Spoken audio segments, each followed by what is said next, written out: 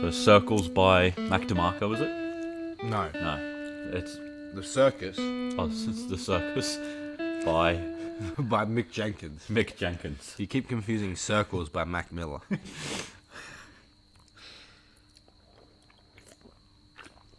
Which I'll be reviewing next week. Does Tom McDonald have an album? Probably. So this week I did The Circus by Mick Jenkins. This one's only 19 minutes long, so it's quite short. It is an EP, not an actual album. And he did say that this was a prelude, so something bigger is most likely coming. And you can really see that in the style, in the themes, and obviously in the length.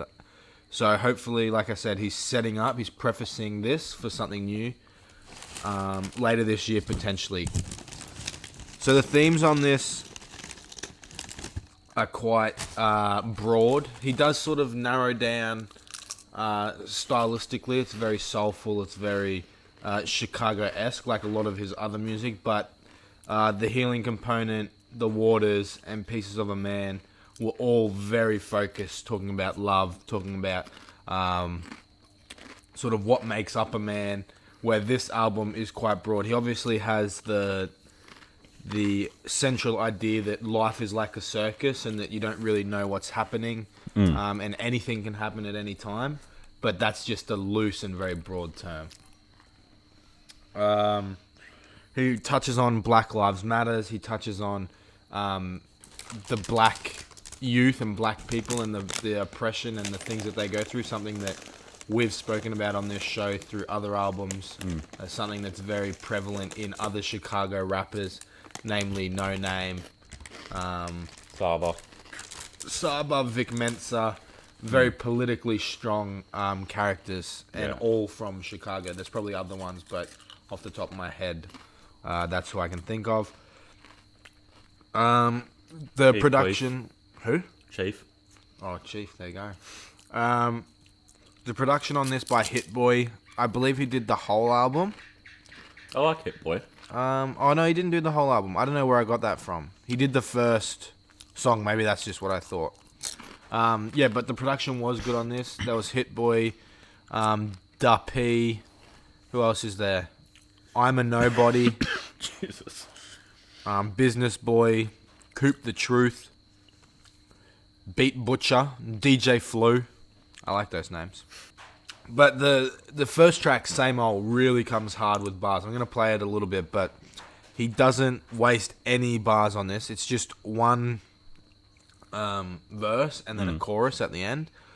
It isn't very long, but it's just a really cool song.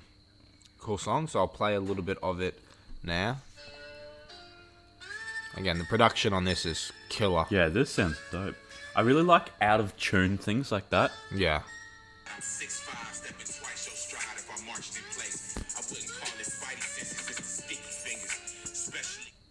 That's just a hard... It is hard. And I really like the chorus of this, which she plays right at the end. It's just really cool. Yeah. Mick does a really good job of using everything at his disposal. He really stretches that beat out as far as he can. Uses the whole beat. Yeah, I like that. Every aspect of it that can be sort of played with and experimented on, he does, which is really good.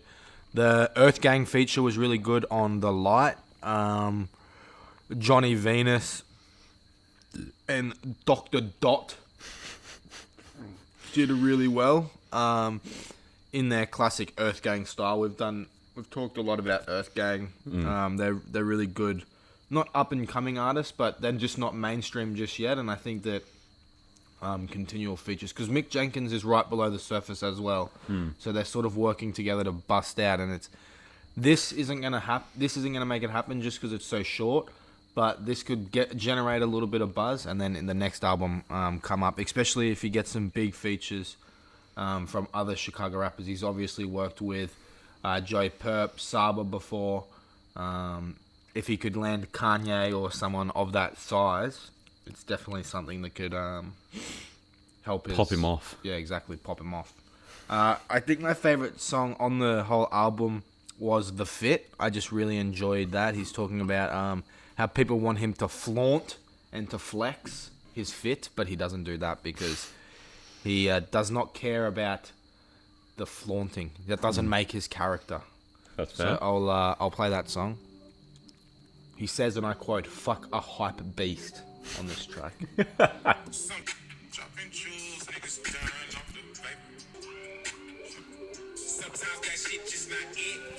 Oh, this beat is dope. Who produced this one? Business boy, Coop the Truth and Fortune. I think That is nice. Yeah, that does go hard. And I like the line, one of my favorite lines on the whole album is, needed paper, I got paper, need a stapler. I got habits, I got problems, got enablers. That is hard. That goes tough. That goes dummy hard. But that's basically it for the whole album. There's not a great deal of content on here, so I don't want to waffle on too much because we have a little bit more to go through. And this was just a very short album. But overall, this showed that Mick had fun and that a theme isn't always essential to make a great album. Obviously, theme plays a big part for me anyway in sort of gluing and being cohesive for the whole album. To tell like a story. Yeah, but this sort of dispelled that a little bit. I don't think everyone can pull it off. I think you got to have a certain type of skill, character, and personality on the beat. And Mick did it really well here. So overall, I'm going to give this album a 7. Definitely worth a listen. If you got 20 minutes of time, just try it out. Yeah. You'll be surprised.